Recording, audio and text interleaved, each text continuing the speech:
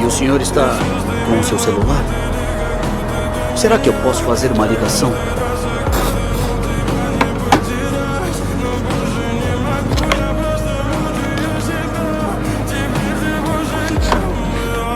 Muito obrigado.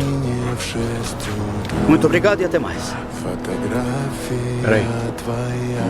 Tem dinheiro pro ônibus? Quê?